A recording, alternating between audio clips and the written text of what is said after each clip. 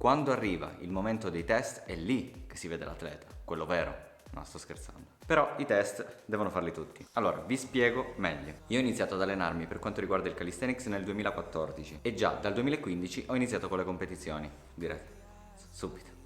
Sì, subito. Ho fatto svariate gare in giro per l'Italia e ho partecipato ai campionati nazionali Barringate del 2015, 2016 e 2017. Nel 2016 ho partecipato anche all'International Barringate Cup a Riccione. Nel 2018 ho partecipato al campionato FIF, sono arrivato anche primo. Era una gara particolare, basata su tutti gli attrezzi, ci sta un video che la racconta. E poi mi sono fermato.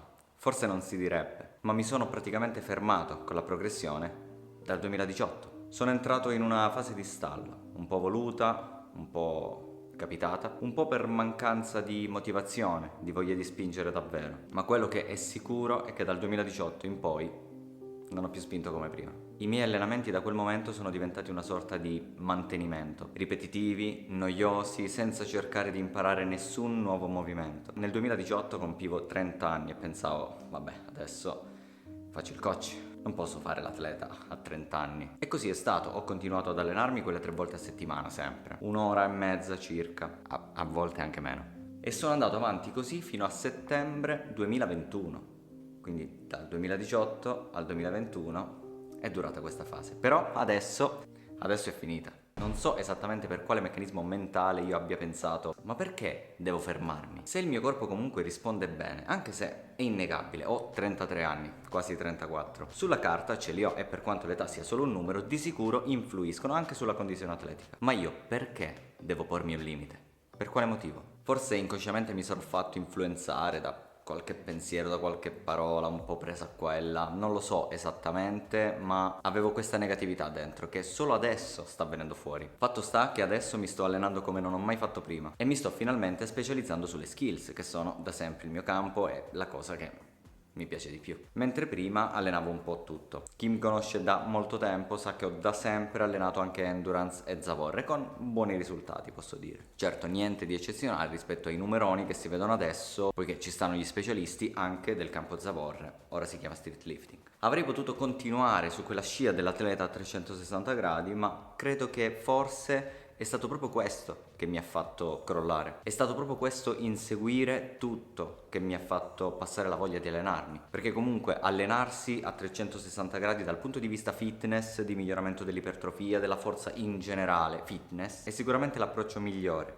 Ma dal punto di vista delle competizioni, decisamente no. Io ho sempre voluto mettermi in gioco e per quanto non soffra la competizione con gli altri, mi piace quell'idea della gara, mi dà la voglia di allenarmi, mi dà la voglia di migliorare per fare meglio. Sembra banale, ma per fare meglio per me stesso. Anche perché non potrei mai soffrire la competizione, non la soffrivo anni fa, figuriamoci adesso con atleti con 10 anni meno di me. Non avrebbe senso. Anzi, e siccome il mio spirito è quello dell'atleta che vuole superare i propri limiti, senza una competizione, senza un fine, non ho motivo di spingere al massimo. Di sicuro non posso spingere al massimo per fare il video su Instagram. Non ha senso. Gareggiare è la mia benzina, nonostante tutto io non mi alleni col fine di gareggiare. So che è complesso come meccanismo, è difficile da capire, ci sta chi può capirlo e chi no, però lo spiego lo stesso. È l'idea proprio di doverlo fare che mi spinge ad allenarmi. È per questo che ho ripreso con le gare l'anno scorso. A luglio a Como ho partecipato ad una gara organizzata dalla Yuri Keiki Academy, sono arrivato primo, era una gara che mixava skills e endurance, quindi mi sono trovato bene. Poi, sempre l'anno scorso, mi sono reiscritto al circuito Barringate con la voglia di riprovare a competere, a mettermi in gioco, a divertirmi, per capire se poteva in qualche modo accendersi quella fiamma che avevo i primi anni. E così è stato, devo dire che solo l'idea di partecipare mi ha fomentato tantissimo e mi ha fatto tornare quella voglia di provare nuovi allenamenti, di provare nuovi movimenti. Perciò il 13 dicembre 2021 sono tornato ufficialmente in gara a Forlì con la prima tappa. Non è andata male, sono riuscito a passare la prima fase, quindi nei primi 16 atleti, e poi ho perso agli ottavi di finale contro Antonio Gaccione, un fortissimo Antonio Gaccione, che saluto. Ciao Anto, spero di rincontrarti e di batterti.